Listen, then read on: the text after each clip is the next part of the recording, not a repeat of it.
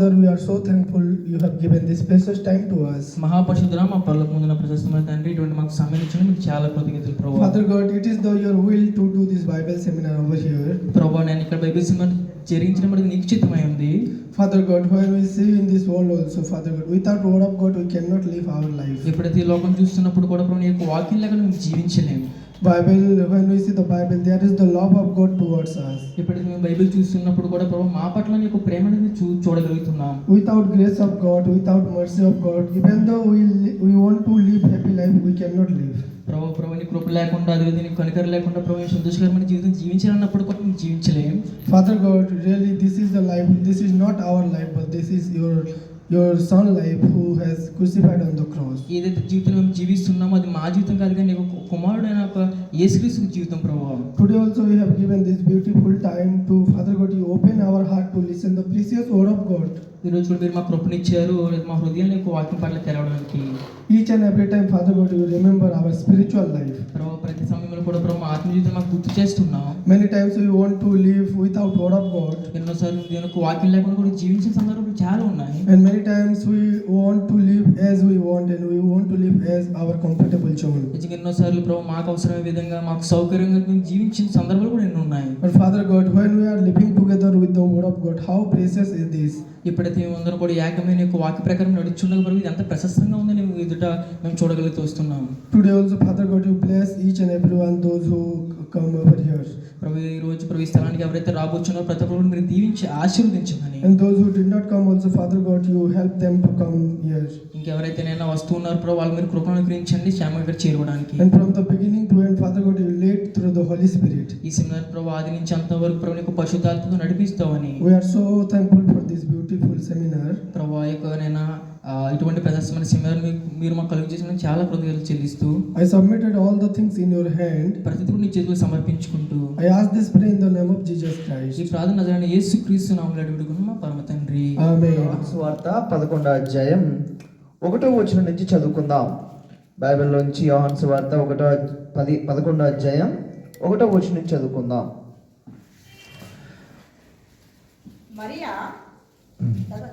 చదవచ్చు. మరియా ఆమె సహోదరి అయిన మార్త అను వారి గ్రామమైన బెతనియలోనున్న లాజరు అను ఒకడు రోగి ఆయను.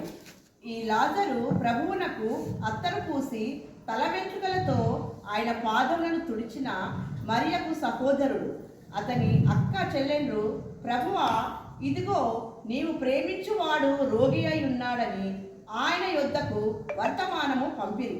యేసు అది విని, ఈ వ్యాధి మరణము కొరకు వచ్చినది కాదు గాని దేవుని కుమారుడు దాని వలన మహిమపరచబడినట్లు దేవుని మహిమ కొరకు వచ్చినదనెను. యేసు చాలు థ్యాంక్ యూ. అవసరాన్ని బట్టి మళ్ళీ చూద్దాం. నిజంగా బైబిల్లో మనం ఎప్పుడైతే యోహాను సువార్త 11వ అధ్యాయం చూస్తూ ఉన్నామో దీంట్లో చాలా ప్రశస్తమైన వ్యక్తుల గురించి దేవుడు వివరిస్తూ ఉన్నాడు. మార్తా, మరియా, లాజరు. ఎప్పుడైతే మార్తా మరియని మనం చూస్తూ ఉన్నామో బెతేనియాలో యేసు ఎప్పుడైతే వెళ్తూ ఉన్నాడో యేసు వెళ్తున్న ప్రతిసారి మార్తా మరియా లాజరు ఇంటికి వెళ్తూ ఉన్నాడు. వెళ్తున్న ప్రతిసారి చూడండి, ఇప్పుడు ఉదాహరణకి ఇక్కడికే ఇప్పుడు ఎవరన్నా బయట నుంచి చూసారనుకోండి, ఇలా సూట్ ఎవరన్నా చూస్తే ఎవరో ఇక్కడ కొత్తగా ఎవరో వచ్చారు అనిపిస్తుంది సహజంగానే. అలా యేసు వెళ్తున్న ప్రతిసారి ఒక నిలువుటంగి వేసుకుని ఆయన వస్తూ ఉన్నాడు కాబట్టి బహుశా చుట్టుపక్కల ఉన్న వాళ్ళు ఎవరొకరు అడుగుండొచ్చు, ఎవరండి ఆయన మీ ఇంటికి వచ్చారండి. అడిగినప్పుడు బహుశా మార్తా మరియ అలా వివరించి ఉండొచ్చు. ఏమని వివరించి ఉండొచ్చు? ఆయనే నీళ్ళని ద్రాక్షరసంగా చేసిన ఆయనే, 38 సంవత్సరాలు రోగిని లేపినవాడు ఆయనే, అలాగే వ్యభిచార స్త్రీని సమర స్త్రీని కాపాడినవాడు ఆయనే, అలాగే 5,000 మందికి రొట్లు ఇచ్చినవాడు ఆయనే అని చెప్పి యేసు యొక్క గొప్పతనాన్ని వాళ్ళు వివరించి ఉండొచ్చు. ఇలా ఇప్పుడు గోడ ఉందనుకోండి, ఈ గోడ మీద ఒక రాయి వేసుకుని జస్ట్ ఊహించుకోండి, ఈ గోడ మీద ఒక రాయి వేసుకుని అమ్మ కింద అడిగితే యేసు ఆయన తెలీదా మీకు? ఆయన ఎవరో? యేసు నీళ్ళని ద్రాక్షరసం చేసినవాడు, 5,000 మందికి 5 రొట్టెలతో 2 చేపలతో ఆహారం ఇచ్చినవాడు, నిత్య జీవానికి ఎదురు చూస్తున్న ఆ స్త్రీకి సమరయ పట్టణంలో మిట్ట మధ్యాహ్నం నీళ్ళు ఇచ్చినవాడు, వ్యభిచార స్త్రీని రాళ్ళతో కొట్టబోతున్న ఆమెని కాపాడుతున్నవాడు అని.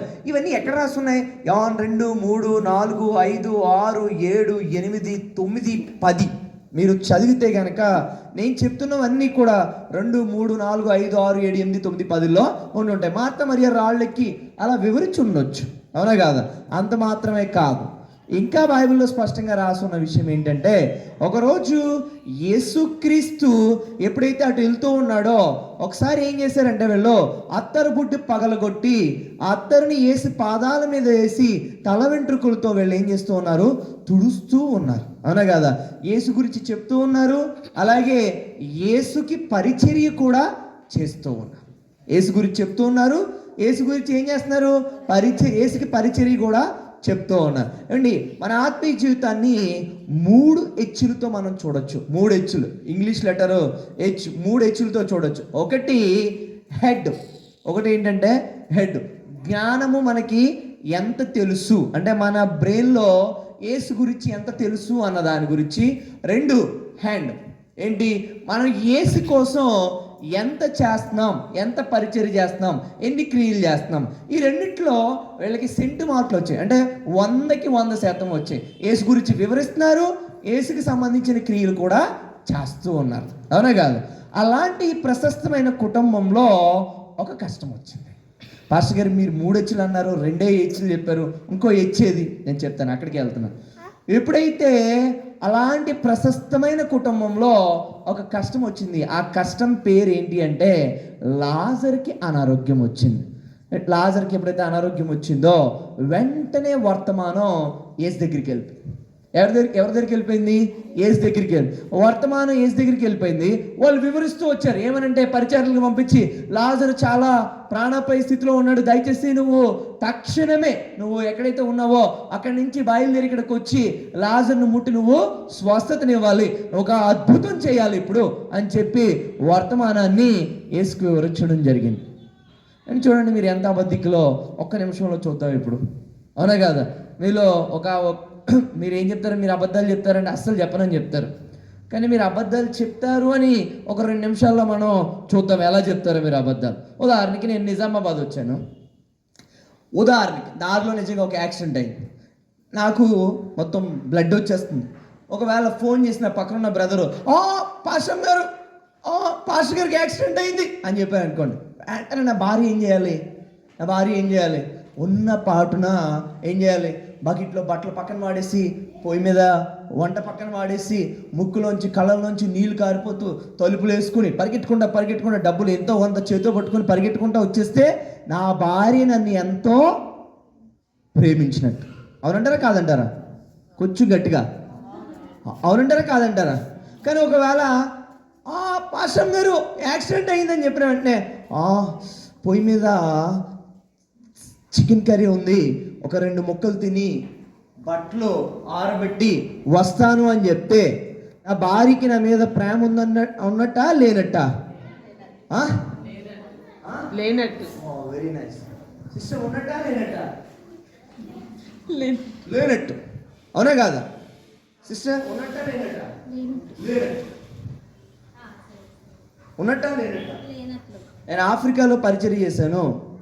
ఆఫ్రికాలో పరిచర్య చేస్తున్నప్పుడు ఆఫ్రికా ప్రజలు మనస్తత్వం ఏంటి అంటే, వాళ్ళకి తెలిస్తే తెలుసని చెప్తారు, తెలియకపోతే తెలియదని చెప్తారు. కానీ ఒక్క భారతీయులు మాత్రం తెలిసినా తెలియకపోయినా తెలిసినట్టు పెడతారు ఫేస్లు. ఒక్క భారతీయులు. ఇప్పుడు చూడండి సిస్టర్, నా భార్య అలా వచ్చేస్తే ప్రేమించినట్టు, రాకపోతే ప్రేమించినట్ట ప్రేమ లేనట్టు, ప్రేమ లేనట్టు, అవునా కాదా? మీరు అందరూ సత్యమే చెప్పారు, ఎంతో మంచిగా చెప్పారు, ఓకేనా? ఇప్పుడు చూడండి మీరు 180 degreesలో ఎలాగ అబద్ధం చెప్తారో. ఇప్పుడు చూడండి యేసు దగ్గరికి వర్తమానం వెళ్ళింది. ఏమని వర్తమానం వెళ్ళింది? లాజరు ప్రాణాపాయ స్థితిలో ఉన్నాడని వర్తమానం వెళ్ళింది. ఇప్పుడు యేసు ఏం చేయాలి?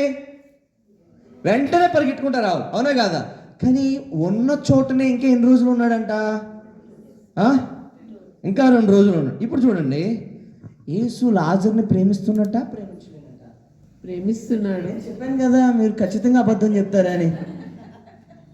యేసు లాజర్ని ప్రేమిస్తున్నట్ట ప్రేమిస్తలేనట్టు నిజం. ఏమండి మన జీవితంలో ఎప్పుడైతే కష్టం వస్తుందో ఇంకా కొంతమందిని అడుగుదాం, ప్రేమిస్తున్నట్ట ప్రేమించలేనట్ట?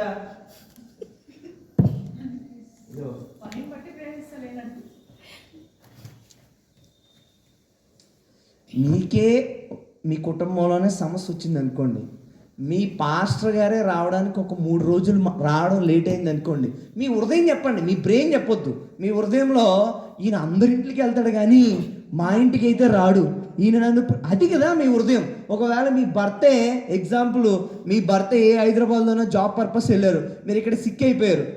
మీ భర్తకి చెప్పారు, నేను చాలా పనులు చేసుకోలేకపోతున్నాను, పిల్లల్ని కూడా చూసుకోలేకపోతున్నాను, నువ్వు అర్జెంటుగా రా అంటే, పర్లేదు ఒక 2 రోజులు ఆగు అని చెప్పాడు అనుకోండి. మీకు వచ్చేదేంటి? అనవసరంగా ఇలాంటి భర్త నేను వివాహం చేసుకున్నాను, ఈయన అసలు ఎప్పుడు ప్రేమించట్లేదు. అది కదా మీ హృదయం. మళ్ళీ ప్రేమించినట్టు పనిని బట్టి అలా ఏం అవసరం లేదు. ఉన్న హృదయం న్యాచురల్గా ప్రేమిస్తున్నట్ట, ప్రేమించలేనట్ట? ప్రేమించినట్టు. ఎలా ప్రేమించినట్టు? బైబిల్ కాలేజ్లో నా పని ఏంటంటే ప్రశ్నలు అడగండి, నేర్చుకుంటాం మేము. ఎలా ప్రేమించినట్టు తర్వాత నేర్పిద్దరు అన్నారు. ఇంకా ఎవరైనా ప్రేమించినట్టు అన్న వాళ్ళు ఎవరైనా ఉన్నారా?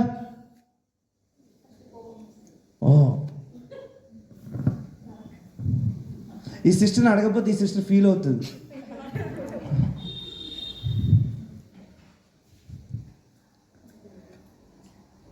ఏమండి, యేసు ఒక మనిషి హృదయంలో నీ తలలో ఎంత జ్ఞానం ఉంది తన గురించి అని ఆసక్తి లేదు, నీకు ఎంతగా బైబిల్ తెలుసు అన్న దాని మీద ఆసక్తి లేదు, లేదా నువ్వు ఎంత ఈ చేతిని ఉపయోగించి సువార్త క్రియలు చేస్తున్నావు అన్న దాని మీద కూడా యేసుకి ఆసక్తి లేదు.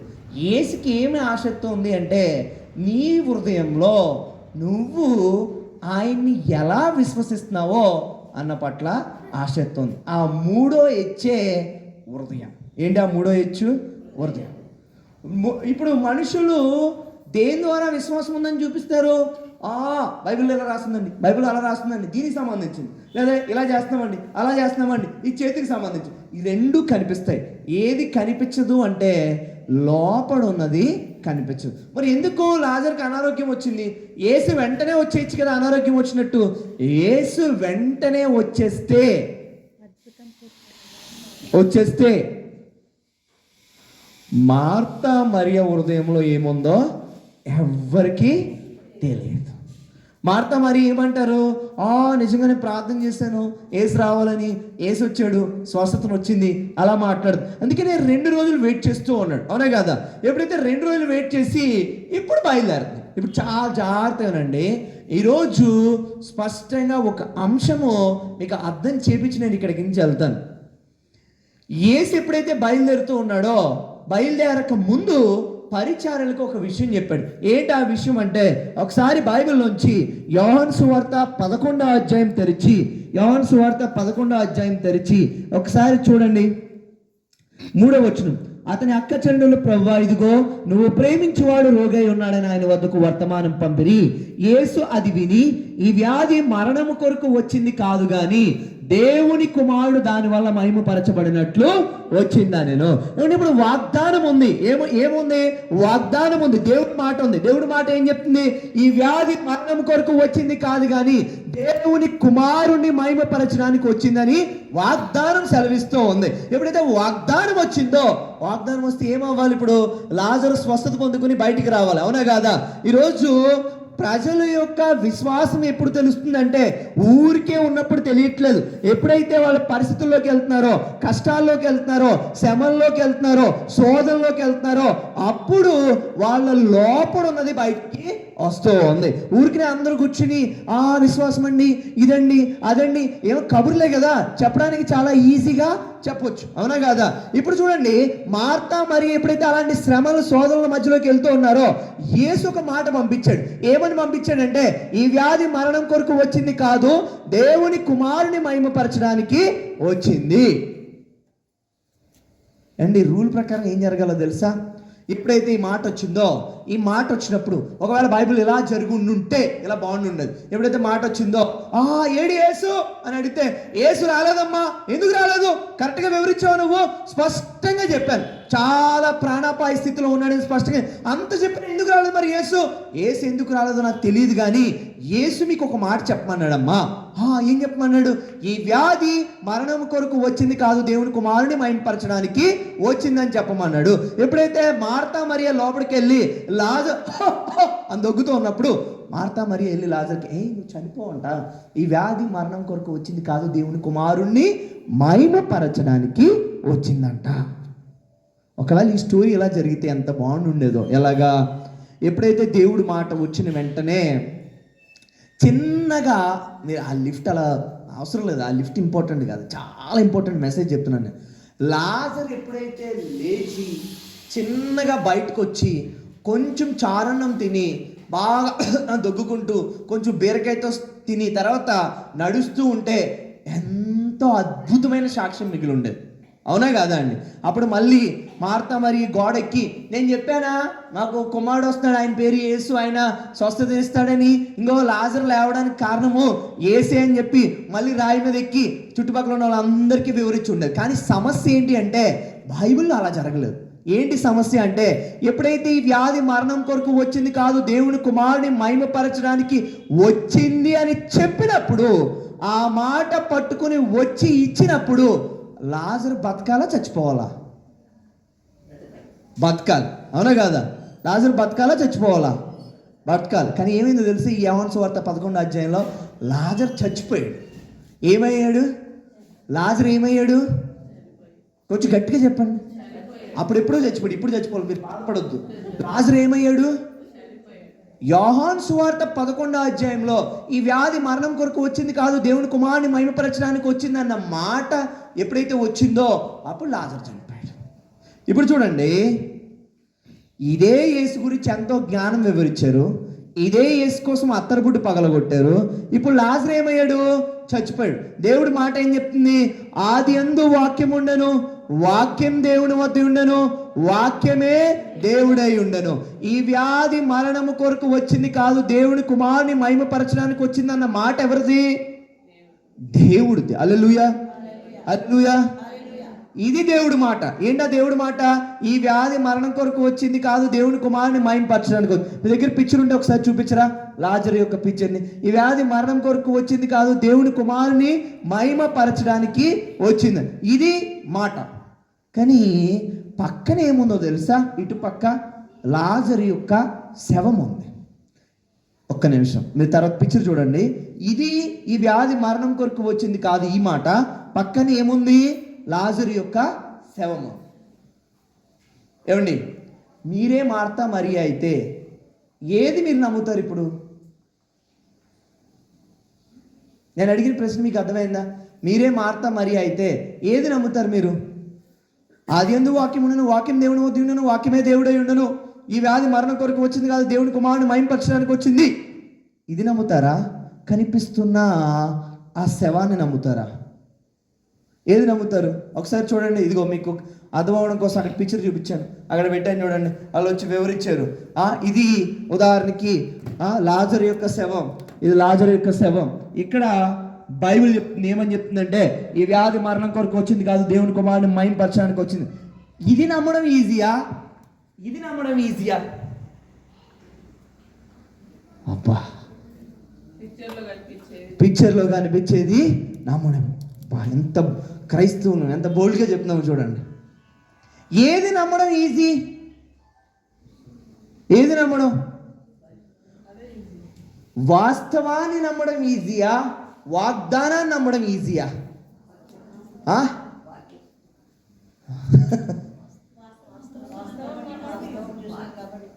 వాస్తవం చూస్తున్నాం కాబట్టి వాస్తవం నమ్మడం చాలా ఈజీ.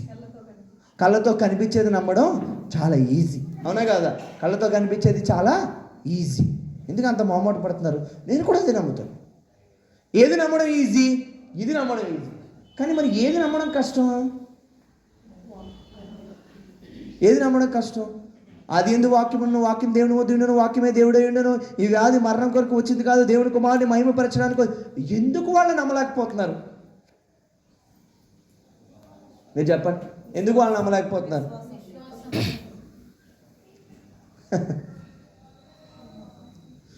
ఒకవేళ మీరుంటే మీకు విశ్వాసం ఉంది అని చెప్పి ఈ వ్యాధి మరణం కొరకు చచ్చిపోలేదు, దేవుడి మాట నిజం, ఈ వ్యాధి మరణం కొరకు ఇలా నమ్ముండేవారు కదా మీరైతే.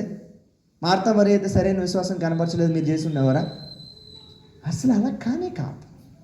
ఒకసారి ఇంత మాత్రమే కాదు, ఒకసారి ఆదికాండం 18వ అధ్యాయం తెరవండి. ఒకసారి ఆదికాండం 18వ అధ్యాయం, ఆదికాండం 18వ అధ్యాయం, ఆదికాండం 18వ అధ్యాయం 10వ వచనం. ఆదికాండం 18వ అధ్యాయం 10వ వచనం. అందుకైనా మీ దటికి కాలం నీ యొద్దకు నిశ్చయంగా మరలా వచ్చేదను, అప్పుడు నీ భార్య అయిన సారాకు కుమారుడు కలిగినని చెప్పాను. సారా ఆయన వెనక నుండి గుడారపు ద్వారం నొద్దు వినుచుండెను. అబ్రహామును సారాయి బహుకాలం గడిచిన వృద్ధులై ఉండరి, స్త్రీ ధర్మం సారాకు నిలిచిపోయింది కనుక సారా నేను బలం ఉడిగిన దాన్ని అయిన తర్వాత నాకు సుఖం కలుగునా, నా యజమానుడు వృద్ధుడై ఉన్నాడు కదా అని తనలో తాను నవ్వుకుని. ఏమంటే చూడండి, 75 సంవత్సరాలు, ఆదికాండం 12వ అధ్యాయం 6లో ఈ కథ మొదలైంది. నువ్వు వెళ్ళిన చోట నేను ఆశీర్వదిస్తాను, నేను అనేక జనములకు తండ్రిగా చేస్తాను, ఆకాశం నక్షత్రాలను చేస్తాను, రాజ్యాన్ని నీలో పుట్టిస్తాను, రాజులు నీలోంచి తీసుకొస్తానని చెప్పి అబ్రహాంకి 75 అప్పుడు దేవుడు వాగ్దానం ఇచ్చాడు. 76, 77, 78, 78, 79, 80, 85, 90, 95, 99 పిల్లలు రాలే.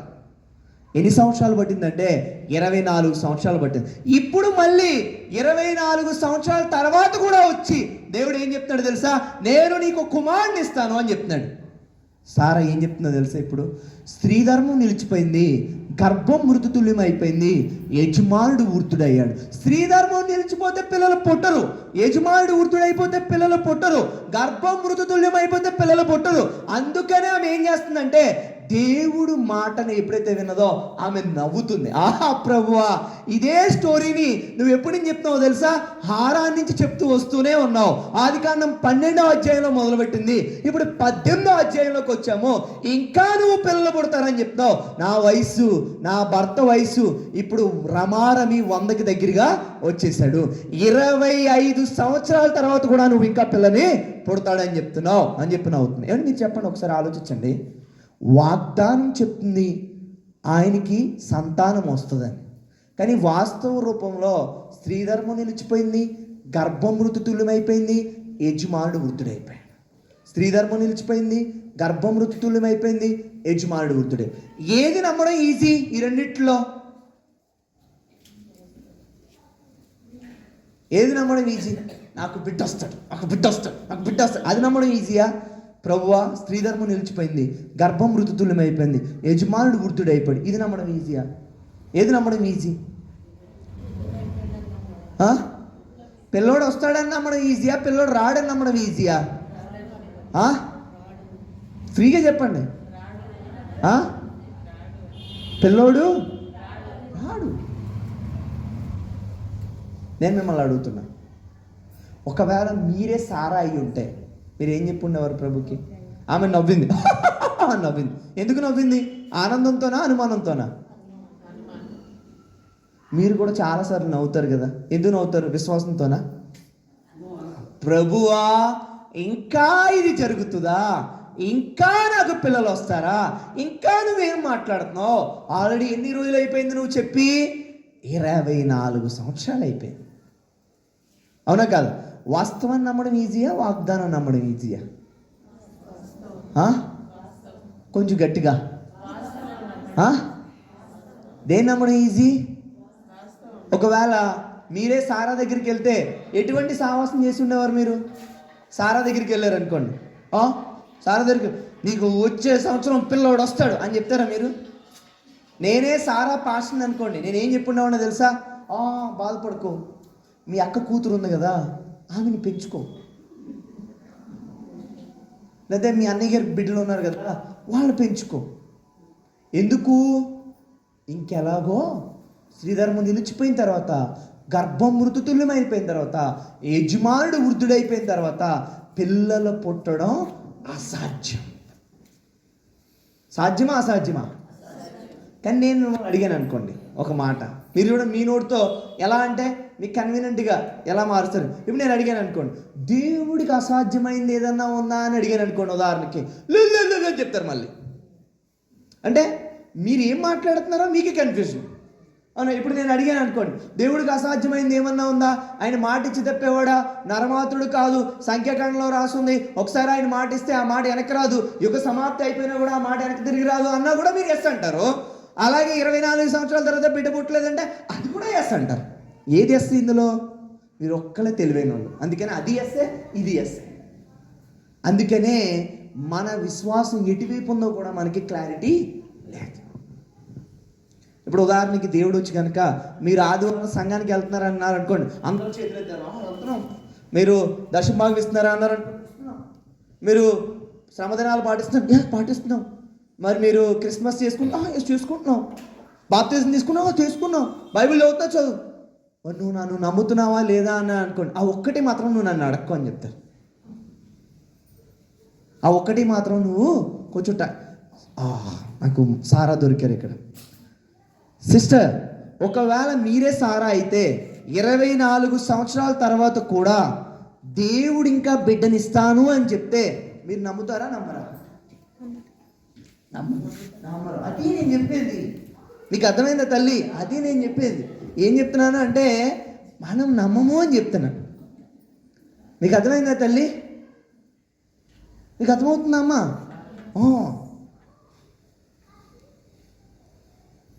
ఎందుకు మనం ఆ వాస్తవాన్ని నమ్ముతున్నాము అంటే దానికి ఒక స్టోరీ ఉంది. ఎందుకు వాగ్దానాన్ని నమ్మట్లేదు అంటే దానికి కూడా ఒక స్టోరీ ఉంది. అది వివరించడానికి ఈరోజు నేను వచ్చాను. ఒక తండ్రికి ఒక కొడుకు ఉండేవాడు.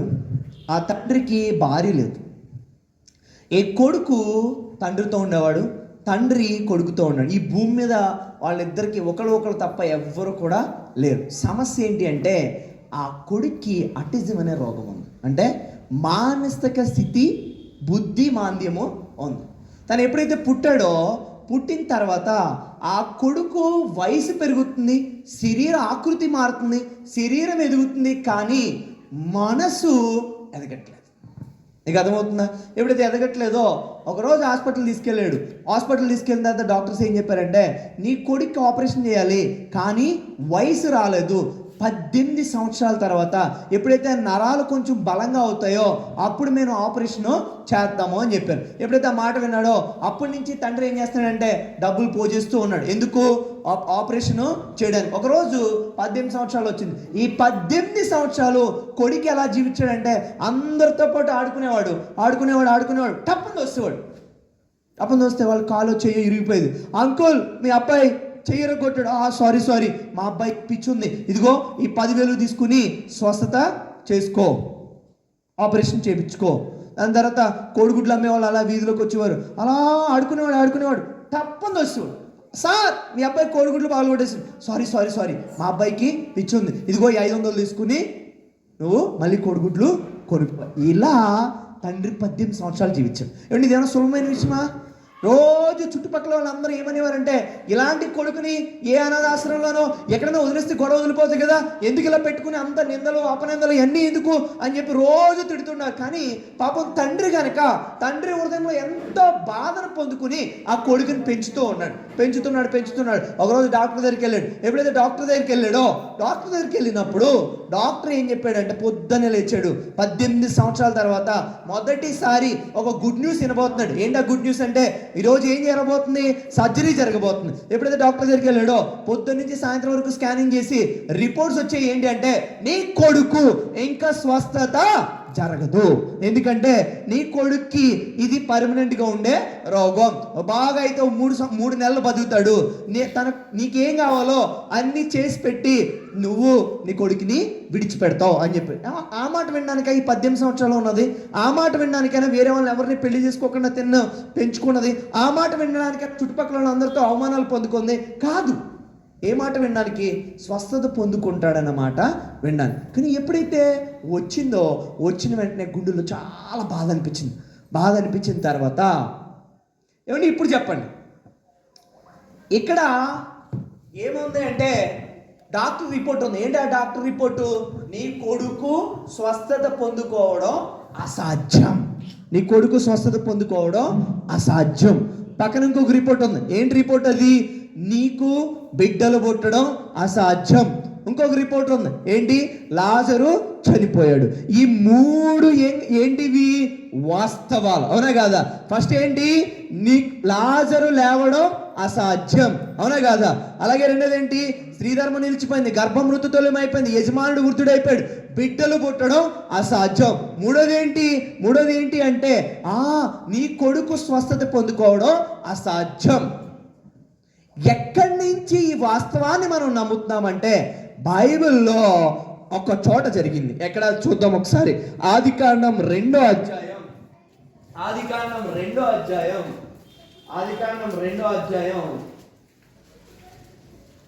ఫస్ట్ ఆదికాండం 1వ అధ్యాయం 27వ వచనం చూడండి ఒకసారి. ఆదికాండం 1వ అధ్యాయము 26, 27. దేవుడు మన స్వరూపమందు మన పోలుకు చొప్పున నరులను చేద్దాము, వారి సముద్రపు చేపలను, ఆకాశ పక్షులను, పశువులను, సమస్త భూమిని, భూమి మీద పాకు ప్రతి జంతువును ఏలుదురుగా కాని పలికెను.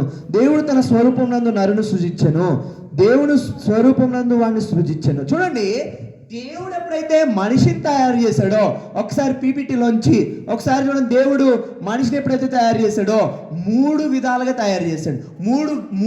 మూడు వాటిని కలిపి తయారు చేశాడు. ఎలాగా అంటే చూడండి, శరీరము, ప్రాణము, ఆత్మ.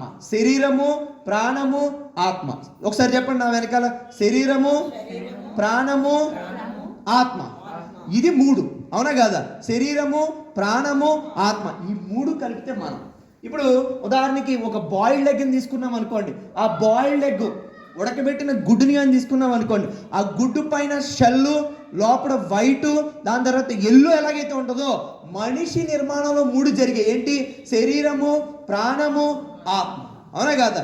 దేవుడు ఎప్పుడైతే ఆదామును తయారు చేశాడో, ఆదామును తయారు చేసినప్పుడు శరీరం తయారు చేశాడు, ప్రాణం తయారు చేశాడు, ఆత్మను పెట్టాడు. ఈ 3 కలిపితేనే దేవుడు నిర్మించిన రూపం, అవునా కాదా? దేవుడు ఎప్పుడైతే రూపొందించినప్పుడు దాంట్లో శరీరం ఉంది, ప్రాణం ఉంది, ఆత్మ ఉంది. అవునంటారా కాదంటారా?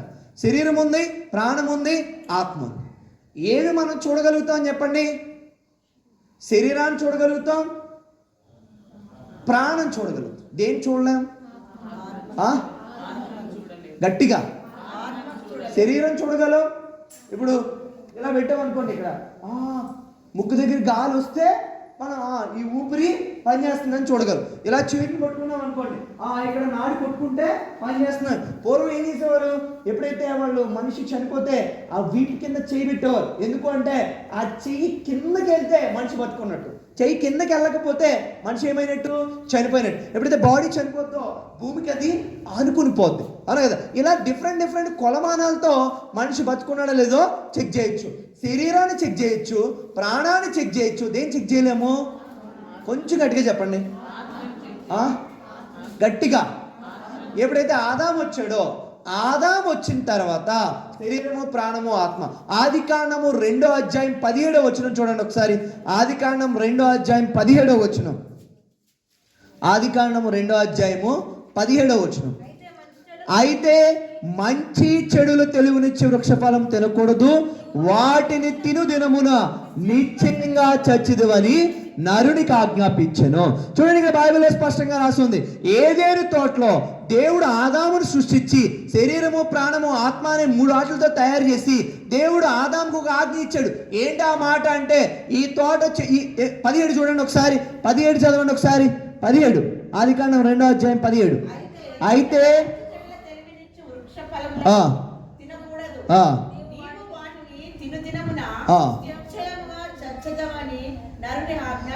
అయితే మంచి చెడులు తెలివినిచ్చే వృక్షఫలం తినకూడదు, నువ్వు వాటిని తిను దినమున నిశ్చయంగా ఏమవుతావు? చచ్చేదవని చెప్పాడు, అవునా కాదు? ఆ పండు తిన్న వెంటనే 10 రోజుల తర్వాత, 20 రోజుల తర్వాత కాదు చచ్చిపోయేది, వెంటనే నువ్వేమవుతావు? చచ్చిపోతావు అని చెప్పాడు. ఏమండి, ఆదికాండం 1వ అధ్యాయం అద్భుతం, ఆదికాండం 2వ అధ్యాయం అద్భుతం, ఆదికాండం 3వ అధ్యాయంలో మోసం ప్రవేశించింది. ఆదికాండం 1వ అధ్యాయంలో దేవుడి పని మాత్రమే ఉంది, ఆదికాండం 2వ అధ్యాయంలో దేవుడి పని మాత్రమే ఉంది, ఆదికాండం 3వ అధ్యాయంలో ఒక అద్భుతం జరిగింది. ఏంటి ఆ అద్భుతం అంటే, ఏం జరిగిందో తెలుసా? ఒక అద్భుతం ఏంటి అంటే, మనిషి పని మొదలైంది అక్కడ. ఏమండి, ఆది కాండము 1వ అధ్యాయం మొత్తం అంతా ఎవరున్నారు? దేవుడు మాత్రమే ఉన్నాడు. చూడండి, మీరు దేవుడు ఉన్నప్పుడు అంతా మీరు ఇంటికి వెళ్ళిన తర్వాత చదవండి. ఇది ఆకాశాన్ని భూమిని తయారు మంచిది, చెట్లు తయారు మంచిది, నక్షత్రాలు మంచిది, అన్ని చోట్ల చివరిని ఏముంటుంది తెలుసా? మంచిది మంచిది మంచిది మంచిది. ఆది కాండం 3వ అధ్యాయంలో ఒక్కడు వచ్చి ఏం చెప్తున్నాడు అంటే, చూడండి, చాలా మందికి తెలియదు సాతాను ఎంత శక్తివంతమైందో. చాలా మందికి తెలియదు. సాతాను చాలా మంది ఏం చెప్తారో తెలుసా? సాతాను ఇలా కాలు కింద వేసి ఇలా తొక్కేసారండి అని చెప్తుంటారు. అలాంటి వాళ్ళు చూసినప్పుడు చాలా జాలి అనిపిస్తుంది నాకు. నువ్వు సాతాను ఇలా తొక్కేసావు, అంత గొప్ప విశ్వాసం ఉంది నీ దగ్గర. బైబిల్ ఏం చెప్తుందంటే వాయుమండలము అధిపతి సాతాను అని చెప్తుంది. వాయుమండలం అంటే నీ చుట్టూరు మొత్తం, నీ ప్రతి కణము ఎవరున్నారంటే మనం వాస్తవాన్ని నమ్ముతున్నామన్న విషయం కోసం, ఎక్కడ ఇది మొదలైందన్న విషయం కోసం నేను ఆదాము యొక్క స్టోరీని తీయడం జరిగింది. అవునా కాదు? ఎందుకు మనం వాస్తవాన్ని నమ్ముతున్నాం? నిజాన్ని మనం దేవుణ్ణి నమ్మాల్సిన వ్యక్తులు, వాక్యాన్ని నమ్మాల్సిన వ్యక్తులు, వాగ్దానాన్ని నమ్మాల్సిన వ్యక్తులు, కనిపించిన దాన్ని నమ్మాల్సిన వ్యక్తులు. కానీ మనం దేని నమ్ముతున్నామంటే కనిపించే దాన్ని నమ్ముతున్నాం. ఎందుకు నమ్ముతున్నామో బైబిల్లో రాస్తుంది. ఎందుకో చూద్దాం. ఆది కాండం 3వ అధ్యాయం చూడండి ఒకసారి మీ బైబిల్లో. ఆది కాండం 3వ అధ్యాయం 4వ వచనం చూడండి. 3వ వచనం 4వ వచనం. అయితే తోట మధ్యనున్న చెట్టు ఫలముల గురించి దేవుడు మీరు చావకున్నట్లు వాటిని తినకూడదనియు వాటిని ముట్టకూడదనియు చెప్పినని సర్పంతో అనెను. అందుకు సర్పము, మీరు చావనే చావరు, ఏలయనగా మీరు వాటిని తిని దినమున మీ కన్నులు తెరవబడును, మీరు మంచి చెడులను ఎరిగిన వారై దేవదూతల వలె ఉందరని దేవుడికి తెలియనని స్త్రీతో చెప్పగా, స్త్రీ ఆ వృక్షం ఆహారంకు మంచిదనియు కన్నులకు అందమైనదినియు వివేకమిచ్చు రమ్యమైనదని ఉండి చూచినప్పుడు ఆమె దాని కొన్ని ఫలములు తీసుకుని తిని తనతో పాటు తన భర్తకి ఇచ్చను, అతడు కూడా తినను. ఏమండి, దేవుడు ఏం చెప్పాడండి? ఆ పండు తిన్న వెంటనే నువ్వేమవుతావని చెప్పాడు? చేస్తావని చెప్పాడు. సాతాను ఏం చెప్తుందో తెలుసా? ఆ పండు తిన్నా కూడా నువ్వేమవ్వవు, చావనే. మీరు దేవుడు ఏం చెప్తున్నాడు? పండు తింటే ఏమవుతావు అంటున్నాడు? చచ్చిపోతాం. సాతాను ఏం చెప్తుంది? చావనే చావు. పండు తినేశారు. ఏ అధ్యాయంలో? ఆది కాండం 3వ అధ్యాయం. ఒకసారి మీ బైబిల్లోంచి బ్రదర్ ఒకసారి ఆది కాండం 4వ అధ్యాయం పెట్టండి. ఆది కాండం 4వ అధ్యాయము 1వ వచనం చూడండి. పండు 3వ అధ్యాయంలో తినేశారు. ఆది కాండం 4వ అధ్యాయం 1వ వచనం చూడండి ఒకసారి. ఆదాము తన భార్య అయిన అవ్వను కూడినప్పుడు ఆమె గర్భవతి అయి కయ్యూని కని, యెహోవా దయ వలన నేను ఒక మనిషిని సంపాదించుకున్నాను. చూడండి, పండు తిన్న వెంటనే చస్తావు అని చెప్పి ఆది కాండం 2వ అధ్యాయం 17వ వచనంలో చెప్పాడు. ఆది కాండం 3వ అధ్యాయం 6వ వచనం 7వ వచనంలో పండు తిన్నారు. చాలా గమ్మత్తైన విషయం ఏంటంటే ఆది కాండం 4వ అధ్యాయంలో కయ్యూని కన్నారు. 2వ అధ్యాయంలో పండు తింటే ఏమవుతుందని చెప్పాడు. పండు తింటే ఏమవుతుందని చెప్పాడు దేవుడు. 3వ అధ్యాయంలో సాతాను ఏం చెప్పింది? ఆది కాండం 4వ అధ్యాయంలో ఎవరు వచ్చారు? ఎవరి మాట నిజమైంది? Praise the lord.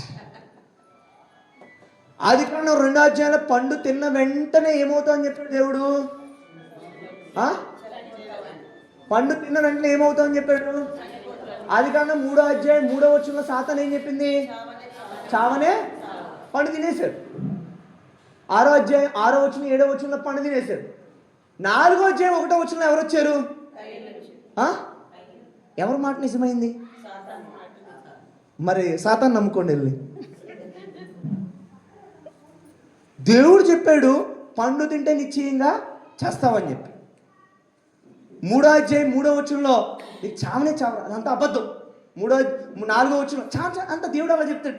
మీకు ఫుల్ మంచి చెడులు జ్ఞానం వస్తుంది, మీరు దేవదూతల వల్ల అవుతారు. దేవుడు తెలియక అలా ఏదో మాట్లాడాడు. 4వ అధ్యాయం 3వ అధ్యాయం 6వ వచనం 7వ వచనంలో పండు తినేశాడు. 4వ అధ్యాయం 1వ వచనంలో కయ్యూరు వచ్చాడు. మీలో ఎవరైనా నాకు వివరిస్తారా ఏం జరిగి ఉంటుందో అక్కడ?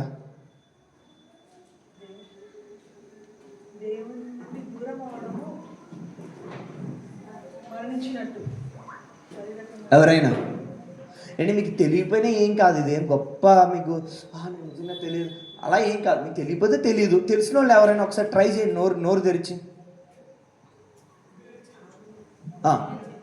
ఏంటి తల్లి? ఓకే, ఇంకా ఎస్ఎస్సి ఎగ్జామ్ కాదు, నేనేం మార్కులు వేయట్లేదు, మీరు ఫ్రీగా చెప్పండి. అమ్మ మీరేమనుకుంటున్నారు? ఎవరి మాట నిజం?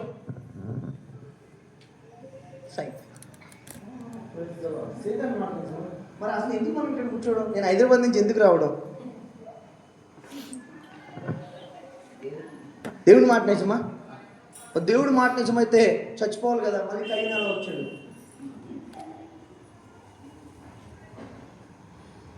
మీరు అందరూ వైవాలో ప్రశ్నలు అడిగినప్పుడు కిందకి తలదించుకున్నట్టు తలదించుకుంటూ ఉన్నారు.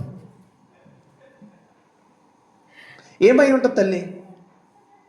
దేవుని మాట వినకుండా సాతాన్ మాట విన్నందుకు మనిషి చచ్చిపోయాడు అని నేను అనుకుంటున్నాను. చచ్చిపోయిన వాళ్ళకి బిడ్డలు పుడతారా తల్లి? ఎక్కడైనా పుట్టారు అంటే ఆత్మీయంగా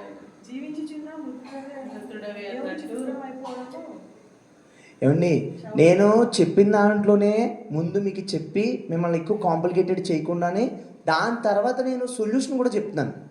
మీరు చాలా జాగ్రత్తగా ఇంటి దగ్గర గ్యాస్ ఆఫ్ చేయకుండా, బకెట్లో నీళ్ళు అయిపోతున్నాయో లేదో ఆఫ్ చేయకుండా అలా ఇక్కడే ఉంటే చాలా సింపుల్గా మీకు అర్థమవుతుంది. కానీ ఇంటికి వెళ్ళిపోయి ఆస్తమానం గ్యాస్ ఆఫ్ చేసిస్తూ మళ్ళీ కూరలో ఉప్పు వేసానో లేదా అని ఇక్కడే కూర్చొని చెక్ చేసిస్తూ ఉంటే మీరు ఇక్కడ ఉన్నారో ఇంటి దగ్గర ఉన్నారో అర్థం కాదు మీకు. నేను చెప్పింది అర్థమైందా? ముందు ఏం చెప్పాను నేను? మనిషి యొక్క నిర్మాణం ఏంటి? శరీరము, ప్రాణము, ఆత్మ. శరీరము, ప్రాణము, ఆత్మ.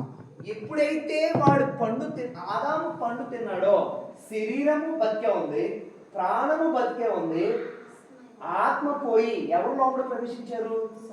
ఆత్మ ప్రవేశించారు. ఇప్పుడు నిర్మాణం ఏమైపోయిందో తెలుసా? శరీరము బయటగా ఉంది, ప్రాణం ఉంది, ఎవరు వచ్చారు లోపలికి? ఇది దేవుడి దృష్టిలో మరణం. ఇప్పుడు బైబిల్ ఏం చెప్తుందో తెలుసా? నా ఆత్మ లేని వాడు నా వాడు కాదు అని చెప్పి. ఇప్పుడు మీరు చూడండి, ఇప్పుడు 1 శామ్యూయల్ గ్రంథం 16వ అధ్యాయం 7వ వచనం ఏంటి ఒకసారి? 1 శామ్యూయల్ గ్రంథం 16వ అధ్యాయం 7వ వచనం ఒకసారి చూడండి. 1 శామ్యూయల్ 16వ అధ్యాయం 7వ వచనం. 1 శామ్యూయల్ 16వ అధ్యాయం 7వ వచనం. త్వరగా. అయితే యెహోవా సమూయేలుతో ఇలా సెలవిచ్చును, అతని రూపమును అతని ఎత్తును లక్ష్య పెట్టకము, మనుషులు లక్ష్య పెట్టు వాటిని యెహోవా లక్ష్య పెట్టడు. నేను అతను త్రోసివేసి ఉన్నాను, మనుషులు పై రూపము లక్ష్య పెట్టుదురు కానీ యెహోవా. ఏమండి ఇప్పుడు చూడండి, మీరు చెప్పాలి ఇప్పుడు ఆన్సర్. శరీరం ఉంది ఆదాం దగ్గర, ప్రాణం ఉంది ఆదాం దగ్గర. ఇప్పుడు ఎక్స్ట్రా ఏం యాడ్ అయింది? దురాత్మ యాడ్ అయింది. ఏం యాడ్ అయింది? మనం దేని చూడలేము, లోపల ఉన్నదాన్ని మనము ఏ భూమి మీద వాడు సైంటిస్ట్ అయినా లేకపోతే ఇస్రోలో పనిచేసిన, నాసాలో పనిచేసిన, ఎంత ఐన్స్టీన్ అయినా లేకపోతే ఐక్యూ లెవెల్ 500 ఉన్నా కూడా ఏం చూడలేడు తెలుసా? మనిషి శరీరాన్ని చూడగలడు, ప్రాణాన్ని చూడగలడు, ఏం చూడలేడు? ఇప్పుడు చూడండి, ఈ ఆదాము ఎప్పుడైతే ఈ నిర్మాణం ఉంది, ఇంతకు ముందు నిర్మాణం ఏంటి? శరీరము, ప్రాణము, దేవుడు ఆత్మ. ఇప్పుడు నిర్మాణం ఏంటి? శరీరము, ప్రాణము, దురాత్మ. ఇప్పుడు ఉదాహరణకి ఆదాము బైబిల్ పట్టుకుని సంఘానికి వెళ్ళాడు అనుకోండి, లోపల ఏ ఆత్మ ఉంది ఎవరైనా కనిపెట్టగలరా? ఆదాము కానుక ఇచ్చాడు అనుకోండి, లోపల ఏ ఆత్మ ఉంది ఎవరైనా కనిపెట్టగలరా? ఆదాము బాప్తిజం తీసుకున్నాడు అనుకోండి, లోపల ఏ ఆత్మ ఉంది ఎవరైనా కనిపెట్టగలరా? బయటికి మాత్రమే మనిషి చూడగలడు. అందుకని అక్కడ రాసింది, ఏమని రాసిందో తెలుసా? మనుషులు కేవలం పై రూపాన్ని మాత్రమే చూస్తారు కానీ యెహోవా దేన్ని చూస్తాడంట? హృదయ అంతరంగాలను చూస్తూ ఉంటాడంట. 850 కోట్ల మంది భూమి మీద నివసిస్తూ ఉన్నారు. దాంట్లో అతిపెద్ద మతం క్రైస్తవ మతం. 550 కోట్ల పైమంది, ఈ శకంలో 550 కోట్ల పైమంది క్రైస్తవులు ఉన్నారు. ఒక్కొక్క ఇంట్లో 5 ఉంటే 5 బైబిళ్ళు ఉన్నాయి. ఎక్కువ భాషలో తర్జుమైన పుస్తకం బైబిల్, ఎక్కువ అమ్ముడిపోయే పుస్తకం బైబిల్. కానీ బైబిల్ ఏం చెప్తుంది అంటే, నా మార్గం ఇరుకు మార్గం, దానిలో ప్రవేశించేవారు కొందరే అని చెప్తుంది. 550 కోట్ల మంది క్రైస్తవులు ఉంటే ఈ శకంలో బైబిల్ దానికి ఆపోజిట్గా ఏం చెప్తుందో తెలుసా? నా మార్గంలో ప్రవేశించేవారు కొందరే. నేను ఒక బ్రదర్ని కలిశాను హైదరాబాద్లో, ఎస్ఆర్ నగర్. ఎప్పుడైతే కలిసిన తర్వాత ఆ బ్రదర్ నేను అడిగాను, తను బైబిల్ చదువుకుంటున్నాడు, ఒక 5-6 సంవత్సరాల ముందు బైబిల్ చదువుకుంటున్నాడు. ఆ బ్రదర్ని అడిగాను, బ్రదర్ నేను ఒక ప్రశ్న మిమ్మల్ని అడగొచ్చా అని. మిమ్మల్ని కూడా అడుగుతాను, చాలా జాగ్రత్తగా వినండి. బ్రదర్ నేను మిమ్మల్ని ప్రశ్న అడగొచ్చా అని అడిగి, అడగండి అన్నాడు. మీరు పరలోకం నరకం ఉందని నమ్ముతారా అని. ఏ ప్రశ్న పాస్టర్ గారు అది? పరలోకం నరకం ఉందని ఎందుకు నమ్మం? అలా నమ్మకపోతే ఈ పరిశుద్ధ గ్రంథం ఎందుకు చదువుతా? Thank you. పరలోకంలో ఎవరు ఉంటారు? పరిశుద్ధులు, దేవుడు. నరకంలో ఎవరు ఉంటారు? సాతానుడు, పాపులు. బ్రదర్ ఇంకొక ప్రశ్న అడగొచ్చా? మీలో పాపం ఉందా? మీరు ఒకవేళ చనిపోతే మీరు ఎక్కడికి వెళ్తారు? నేనైతే పరలోకం. బ్రదర్ అప్పుడే కొంచెం అలా ఎర్రగడ్డ క్రాస్ చేసుకుంటూ వెళ్తున్నాం. సార్ ఎర్రగడ్డ ఏముంటుందండి? ఎర్రగడ్డలో పిచ్చి హాస్పిటల్, అవునా కాదు? నా మళ్ళీ అడిగా, బ్రదర్ పరలోకం నరకం ఉందని నమ్ముతున్నారు? పరలోకంలో ఎవరు ఉంటారు? పరిశుద్ధుడు, దేవుడు. నరకంలో ఎవరు ఉంటారు? సాతానుడు, పాపం. మీలో పాపం ఉందా? ఉంది. మీరు చనిపోతే ఎక్కడికి వెళ్తారు? నేనైతే నా మట్టుకు నేనైతే ఎందుకు? నేను పాస్టర్ గారు, మా తాతగారు, మా ముత్తాతగారు, మా నాన్నగారు, మేము అందరం క్రైస్తవులం పాస్టర్ గారు. నేను ఈ బైబిల్ చదువుకున్న పాస్టర్ గారు, నేను కానుకలు ఇచ్చాను పాస్టర్ గారు, నేను దశంభాగం చెల్లించాను పాస్టర్ గారు. నేనైతే ఎక్కడికి వెళ్తాను? Very good. మత్తయి సువార్త 25వ అధ్యాయం 46వ వచనం చూడండి ఒకసారి. మత్తయి సువార్త 25వ అధ్యాయం 46వ వచనం ఒకసారి బైబిల్లోంచి. మత్తయి సువార్త 25వ అధ్యాయం 46వ వచనం. వీరు నిత్య శిక్షకును, నీతిమంతులు నిత్య జీవముకును పోవుదురు. వీరు నిత్య శిక్షకును, నీతిమంతులు ఎక్కడ పోతారంట? నిత్య. పాపుల యొక్క స్థలం ఎక్కడికి అంటే పరలోకం. కానీ కథలు ఎక్కడికి వెళ్తారంట? ఇప్పుడు చూడండి, ఏమండి మీరు ఎలా వాస్తవాన్ని నమ్ముతున్నారో మీకు తెలియాలి. ఇప్పుడు చూడండి, ఇప్పుడు దేవుడు చెప్పాడు, ఏం చెప్పాడు? ఈ పండు తిన్న వెంటనే నువ్వు చేస్తావు అని చెప్పాడు. నిశ్చయంగా అప్పుడే చేస్తావు అని చెప్పాడు. పండు తిన్నాడు. ఇప్పుడు ఎవరు వస్తున్నారు? కయ్యూను వస్తున్నాడు, అవునా కాదా? ఇప్పుడు ఆదాము హృదయంలో దేవుడేమో పండు తింటే చేస్తానని చెప్పాడు, కానీ నేను బయటకు చూస్తే ఎవరు వచ్చారు? కయ్యూను వచ్చాడు. దేవుడేమో పండు తింటే చేస్తానన్నాడు, కానీ బయటకు ఎవరు వచ్చారు? దేవుడేమో పండు తింటే చేస్తానన్నాడు, బయటకు ఎవరు వచ్చారు? నేను అడిగింది అర్థమవుతుంది. ఏది నిజంగా కనిపిస్తుంది? ఈ జబ్బు ఎక్కడి నుంచి వచ్చిందో తెలుసా మనందరికీ? వాస్తవాన్ని నమ్మే జబ్బు ఎక్కడి నుంచి వచ్చింది తెలుసా? ఆదాము దగ్గర నుంచి వచ్చింది. ఇప్పుడు చూడండి, ఏది నిజంగా కనిపిస్తుంది? దేవుడేమో పండు తింటే ఏమన్నాడు? కానీ ఎవరున్నారు? సాతాను ఏం చెప్పింది? ఎవరు నిజంగా కనిపిస్తున్నారు? అప్పటి నుంచి మనం దేన్ని నమ్ముతున్నామో తెలుసా? కనిపించేదాన్ని, వినిపించేదాన్ని, వాస్తవాన్ని మనం నమ్ముతున్నాం. అందుకనే యోహాను సువార్త 11వ అధ్యాయంలో ఆ స్త్రీ దేని నమ్ముతుందో తెలుసా? ఏం నమ్ముతుంది? లాజరు చనిపోయాడు, ఇది వాస్తవం. ఈ పక్కన ఏముంది? వాగ్దానం. ఏంటి ఆ వాగ్దానం? ఈ వ్యాధి మరణం కొరకు వచ్చింది కాదు, దేవుడి కుమారుని మహిమపరచడానికి వచ్చింది. అందుకనే 18 18వ అధ్యాయంలో ఏముంది? స్త్రీధర్మం నిలిచిపోయింది, గర్భం మృతుతుల్యం అయిపోయింది, యజమానుడు వృద్ధుడైపోయాడు. ఏది నమ్మడం ఈజీగా ఉంది? వాస్తవాన్ని నమ్మడం ఈజీగా ఉంది. ఎక్కడి నుంచి వచ్చింది ఈ జబ్బు మనకి?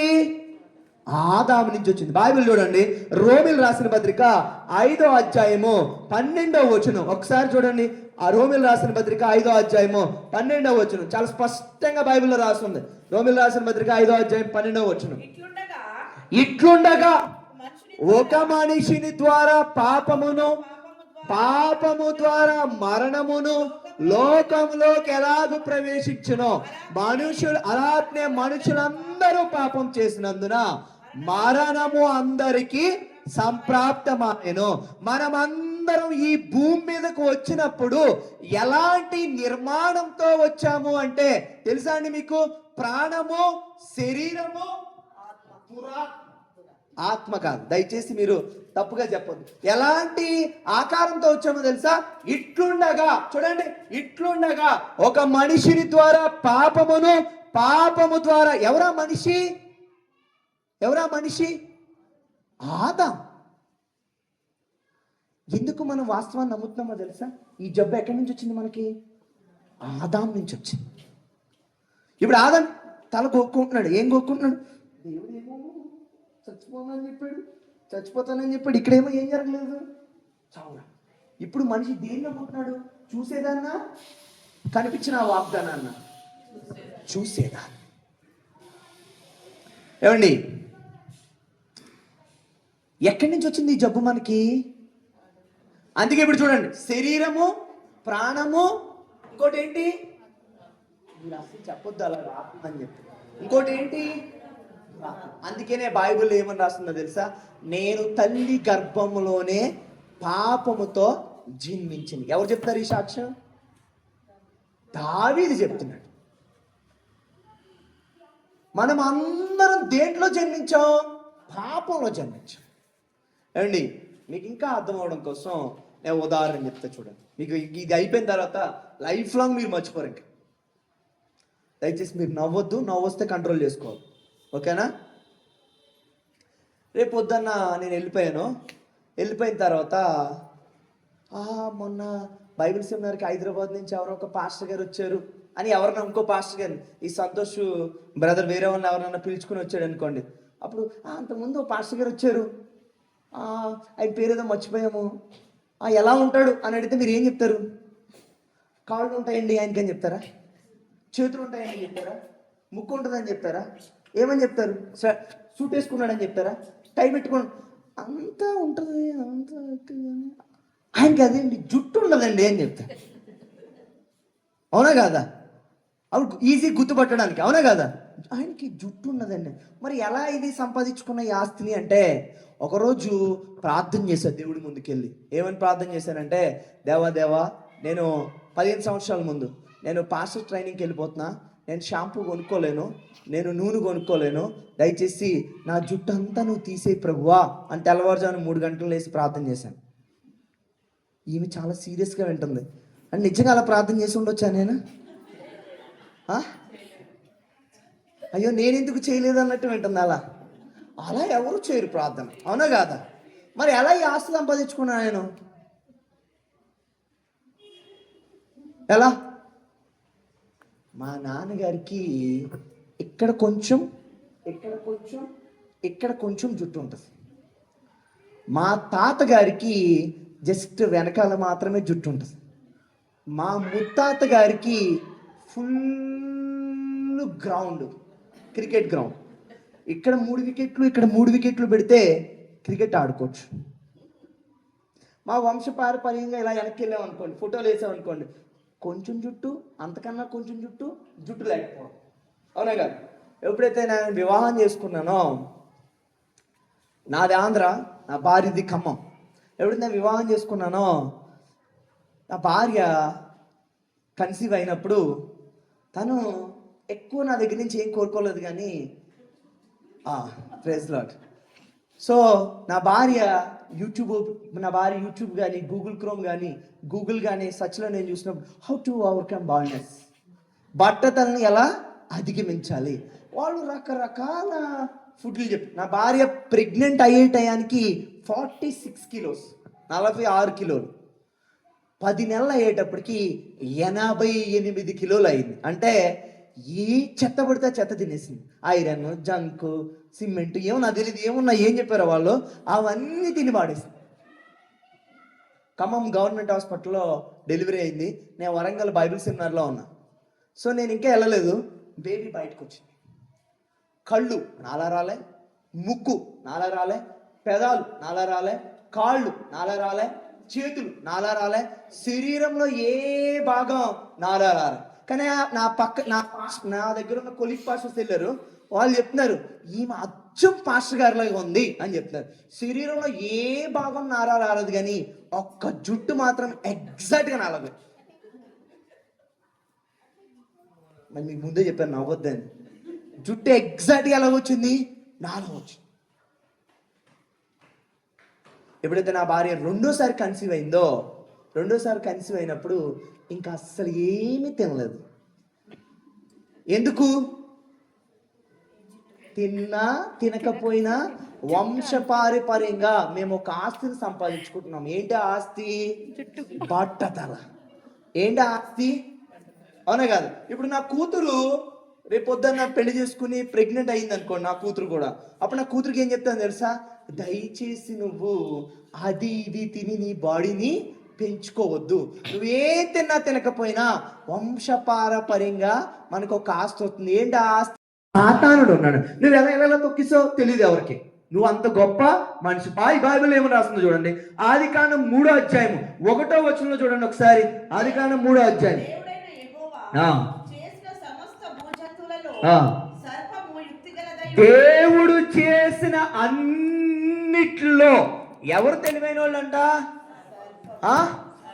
దేవుడు తయారు చేసిన అన్నిట్లో ఎవరు తెలివైన వాళ్ళంట? అంటే నీకన్నా కూడా ఎవరు తెలివైన వాళ్ళంట?